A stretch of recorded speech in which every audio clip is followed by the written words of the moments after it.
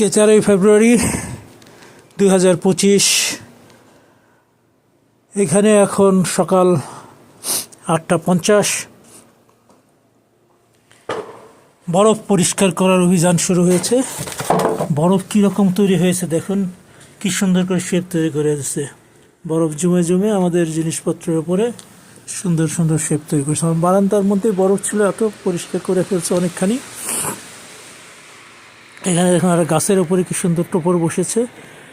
ওখানে আর একটা গাছের ডালের উপরে কি অবস্থা।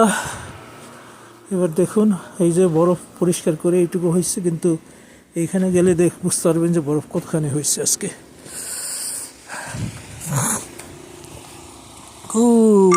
কতখানি বরফ, বরফের স্তূপ চারিদিকে। আমার এই পুরো বরফটা এখন পরিষ্কার করতে হবে। বুঝুন অবস্থা, সবাই পরিষ্কার করছে। ওই দেখেন দুজনে গল্প করে আর পরিষ্কার করে, তারা কন্ট্রাক্টে। আমরা পরিষ্কার করতেছি, যাদের মেশিন আছে তারা একটু সহজেই পরিষ্কার করতে পারছে। এখন আমার এইটুকু করতে গেলে কতখানি একটা যান বের হয়ে যায় বুঝতেই পারতেছেন। কেননা এই যে পরিমাণ বরফ, প্রায় 8 ইঞ্চি উঁচু, 7-8 ইঞ্চি, 8 বেশি হবে বোধ হয়, 8-10 ইঞ্চি উঁচু বরফ এখন চলতে হবে পুরাটা ধরে ধরে। এই হচ্ছে এখানকার বাস্তবতা। এরা হচ্ছে কর্মী বাহিনী, কোনো সিলেক্টেড।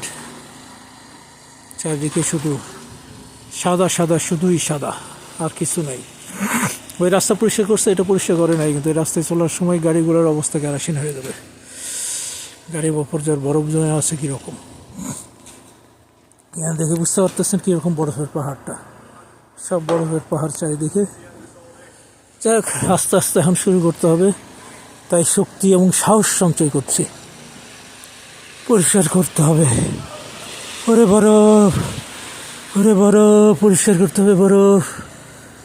আহা, সবার দেখেন কি সুন্দর করে পরিষ্কার করতেছে, সুন্দর করে পরিষ্কার করতেছে। ঠেলাটা কি নাম, ঠেলার নাম বাবাজি হবে না। পরিষ্কার কখন করতে শুরু করবো আমরা। আমার গ্যারেজের দরজা এরকম উঁচু হয়ে বসে গেছিলো, দরজা সরানোর পরে এটা হয়ে রয়েছে। এখনও বরফ পড়তেছে, কিন্তু তারপরেও কিছু করার নাই, পরিষ্কার তো করতেই হবে, উপায় নাই। যাই হোক, একটু করে এইটুকু করে হয়রান হয়ে বিশ্রাম নিচ্ছি। খালি সিঁড়িটা পরিষ্কার করছি, এখন ড্রাইভওয়েটা ধরতে হবে। দেখি ধরতে পারি কি না। পরিষ্কার করতে কতক্ষণ লাগবে, ঘন্টাখানিক তো লাগবেই, কিছু করার নাই। বরফের দেশে বাস, বরফ পরিষ্কার না করে উপায়।